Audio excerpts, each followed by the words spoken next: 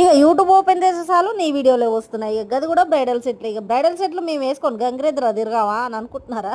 గట్లా అనుకోకండి. బ్రైడల్ సెట్లు ఇక మీరు ఒకవేళ డబల్ సెట్ తీసుకుర్రు అనుకోండి, సింగిల్ సెట్ వేసుకొని పోండి. దాంట్లో నష్టమే ఉంది, నష్టమేం లేదు కదా.